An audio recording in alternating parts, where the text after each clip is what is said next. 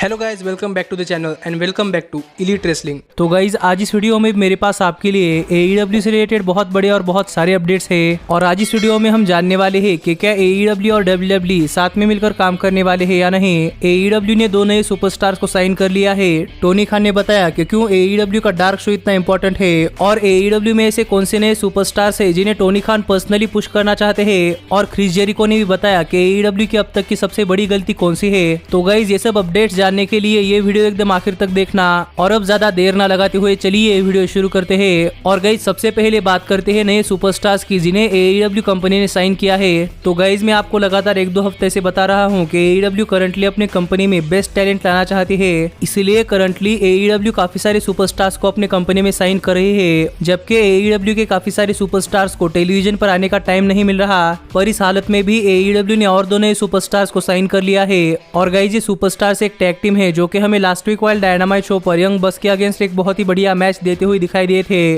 जिससे आप समझ सकते हैं कि गाइज ये कोई और नहीं बल्कि टॉप फ्लाइट है, जिनके बारे में मैंने AEW के डायनामाइट शो के रिव्यू वीडियो में बात करते हुए कहा था कि guys probably AEW top flight को बहुत ही जल्द अपने कंपनी में साइन कर सकती है, क्योंकि गाइज अपने डायनामाइट शो के डेब्यू में टॉप फ्लाइट ने यंग बक्स से भी बहुत ही बढ़िया परफॉर्मेंस दी थी, जिसके बाद यंग बक्स ने भी बैक स्टेज में टॉप फ्लाइट को अप्रिशिएट किया था। और अब फाइनली AEW ने टॉप फ्लाइट को अपने कंपनी में साइन कर लिया है। और अब मैं गारंटीड कह सकता हूँ कि guys top flight AEW company की अगली बहुत ही बड़ी टीम बनने वाली है। पर टॉप फ्लाइट के AEW कंपनी में साइनिंग के ऊपर आप क्या सोचते हैं ये आप मुझे कमेंट कर बताइए। लेकिन गाइस अब हम आगे बढ़ते हैं और बात करते हैं हमारे अगले अपडेट की और जानते हैं कि टोनी खान ने AEW के डार्क शो के बारे में क्या कहा। तो गाइस करंटली देखा जाए तो AEW का मेन शो डायनामाइट है, पर इसके बावजूद भी AEW अपने यूट्यूब चैनल पर AEW डार्क नाम का एक शो लाती है, जहाँ पर हमें बहुत सारे इंडी रेसलर्स AEW के ऑफिशियल रेसलर्स के साथ रेसल करते हुए दिखाई देते हैं, जिसे हम हाल फिलहाल में AEW का सेकेंडरी शो भी कह सकते हैं। और यही टोनी खान के लेटेस्ट इंटरव्यू में टोनी खान से पूछा गया कि AEW डार्क AEW के लिए कितना इंपॉर्टेंट है। तो गाइस इस सवाल का जवाब देते हुए टोनी खान ने कहा कि AEW का डार्क शो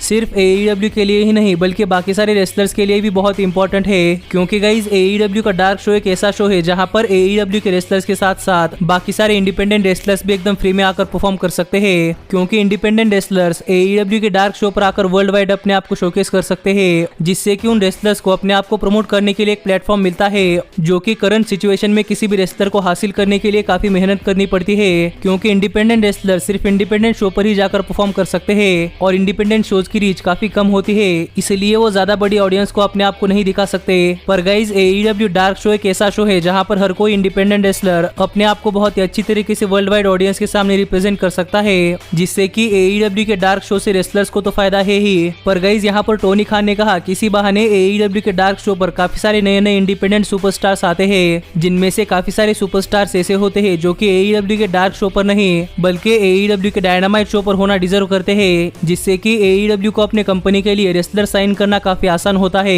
इसलिए AEW डार्क शो AEW के लिए काफी इंपॉर्टेंट शो है, जो बात टोनी खान ने अपनी लेटेस्ट इंटरव्यू में बताई है। और करंटली मुझे भी ऐसा लग रहा है कि गाइज AEW अपने डार्क शो को अपने डेवलपमेंटल शो की तरह इस्तेमाल कर रहे हैं, जो कि AEW के लिए काफी अच्छी चीज है, क्योंकि गाइज AEW के पास उनका खुद का एक डेवलपमेंटल ब्रांड है। पर गाइज यही पर आगे बात करते हुए टोनी खान ने कहा कि टोनी खान ने AEW के डार्क शो पर से बहुत ही बढ़िया रेसलर्स अपने कंपनी में साइन किए हैं और टोनी खान उन रेसलर्स पर पर्सनली ध्यान देने वाले हैं, क्योंकि गाइज टोनी खान को लगता है कि वो रेसलर्स आगे चलकर AEW कंपनी के बहुत ही बड़े सुपरस्टार बन सकते हैं, जो बात टोनी खान ने अपने इस इंटरव्यू में कही। और यही पर इसी इंटरव्यू में बात करते हुए टोनी खान ने उन रेसलर्स के नाम भी बताए जिन रेसलर्स को करंटली टोनी खान ने AEW के डार्क शो पर उनकी परफॉर्मेंस देखने के बाद अपने कंपनी में साइन किया है और इन्हें टोनी खान पर्सनली पुश करना चाहते हैं। और इन 3 सुपरस्टार्स में से पहले सुपरस्टार कोई और नहीं बल्कि टीम टैज के नए मेंबर विल हॉब्स है, जिनके बारे में बात करते हुए टोनी खान ने कहा कि गाइस विल हॉब्स ने टोनी खान को पर्सनली बहुत ज्यादा इंप्रेस किया है और अब विल हॉब्स टोनी खान का एक पर्सनल प्रोजेक्ट होने वाला है जिसके ऊपर टोनी खान काम करने वाले हैं। पर यही आगे बात करते हुए टोनी खान ने उन दूसरे रेसलर्स का नाम बताया जिन्हें टोनी खान पर्सनली पुश करना चाहते हैं। और गाइस ये रेसलर्स एक टैग टीम है जिनका नाम है द क्लेम्ड, जिन्हें हाल फिलहाल में ही AEW ने साइन कर लिया है। और यही पर द क्लेम्ड के बारे में बात करते हुए टोनी खान ने कहा कि गाइस AEW के डार्क शो पर द क्लेम्ड की बहुत ही बढ़िया परफॉर्मेंस देखने के बाद टोनी खान ने द क्लेम्ड को अपने कंपनी में साइन किया है। और अब तक तो द क्लेम्ड का कोई भी मैच AEW के डायनामाइट शो पर नहीं हुआ,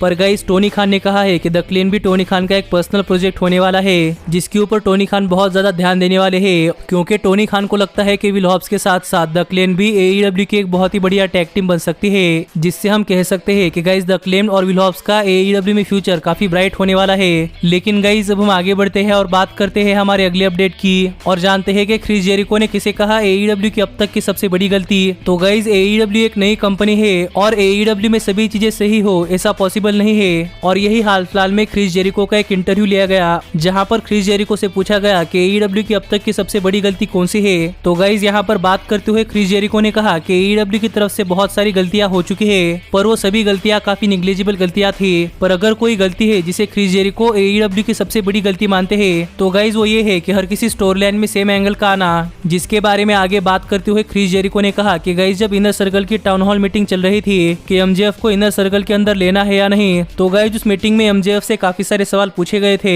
लेकिन उस मीटिंग में मेन सवाल ये था कि क्या MJF इनर सर्कल ज्वाइन करना चाहते हैं या नहीं। और उसी टैगलाइन पर AEW के फुल गियर पेपरव्यू में क्रिस जेरिको और MJF का मैच होने वाला था। पर गाइज इनर सर्कल की टाउन हॉल मीटिंग खत्म होने के बाद टैज ने भी विल हॉब्स से सेम सवाल पूछा कि क्या will Hobbs team Taz join करना चाहते हैं या नहीं, जिससे क्रिस जेरिको बहुत ज्यादा नाराज हो गए क्योंकि गाइज MJF और क्रिस जेरिको की फ्यूड उसी सेम कॉन्सेप्ट पर थी कि क्या MJF इनर सर्कल ज्वाइन करना चाहते हैं या नहीं, जिससे कि AEW के स्टोरी लाइन से नाराज होने के बाद क्रिस जेरिको ने बैकस्टेज में AEW की एक मीटिंग ली और यहाँ पर बात करते हुए क्रिस जेरिको ने कहा कि AEW को विल हॉब्स के लिए कोई अलग स्टोरी लाइन देनी चाहिए या फिर विल हॉब्स और ब्रायन केज के स्टोरी लाइन के लिए कोई अलग टैगलाइन ढूंढनी चाहिए, या फिर AEW को ब्रायन केज और विल हॉब्स की स्टोरी लाइन क्रिस जेरिको और MJF की स्टोरी लाइन खत्म होने तक रोकनी चाहिए, जो बात क्रिस जेरिको ने AEW के बैकस्टेज मीटिंग में कही, जिस वजह से AEW के फुल गियर पेपरव्यू के बाद ही हमें ब्रायन केज और विल हॉब्स की स्टोरी लाइन कंटिन्यू होती हुई दिखाई दी है। और यही क्रिस जेरिको को लगता है कि AEW की सबसे बड़ी गलती यही है कि AEW अलग अलग स्टोरी लाइन्स में सेम एंगल ला रही है, जिससे अगर आप एग्री करते हैं तो गाइज आप मुझे कमेंट कर बताइए, या फिर अगर आपको लगता है कि AEW ने इससे भी बड़ी कौन सी गलती की है तो गाइज आप मुझे कमेंट कर बताइए। लेकिन गाइज अब हम आगे बढ़ते हैं और बात करते हैं हमारे फाइनल अपडेट की और जानते हैं कि क्या AEW और WWE साथ में मिलकर काम करने वाले हैं या नहीं। तो गाइज ये सवाल काफी टफ सवाल है क्योंकि AEW और WWE दोनों ही कंपनियां एक दूसरे के राइवल मानी जाती है। पर यही केनी ओमेगा के लेटेस्ट इंटरव्यू में केनी ओमेगा से सवाल पूछा गया कि क्या फ्यूचर में AEW और WWE कंपनी साथ में मिलकर काम कर सकती है या नहीं, जिस सवाल का जवाब देते हुए केनी ओमेगा ने कहा कि अगर फ्यूचर में AEW और WWE कंपनी साथ में मिलकर काम करती है तो गाइज इस चीज से केनी ओमेगा बहुत ज्यादा खुश होने वाले हैं, क्योंकि गाइज अगर AEW और WWE कंपनी साथ में मिलकर काम करती है तो फिर इन दोनों ही कंपनियों के लिए विन विन सिचुएशन होगी। और अगर AEW और WWE कंपनी आपस में टैलेंट शेयर करते हैं, जैसे कि AEW का सुपरस्टार WWE पर जा सकता है या फिर WWE का सुपरस्टार AEW पर आता है, तो गाइज फैंस को उनके बहुत सारे ड्रीम मैचेस देखने को मिलेंगे और इससे रेसलिंग फैंस को बहुत ज्यादा फायदा होगा।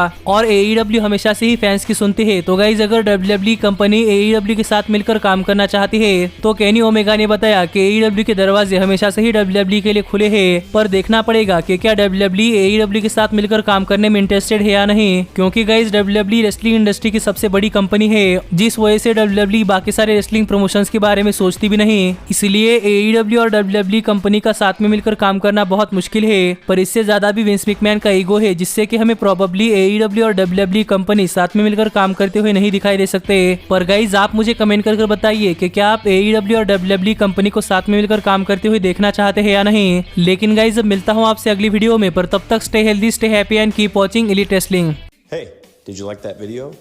Click the screen for more. And where do you think you're going? Check out our official merchandise page and to support the entire cast. And thanks so much for being the elite. The elite, the elite. What, Nick, you're not going to sing it all with me this time?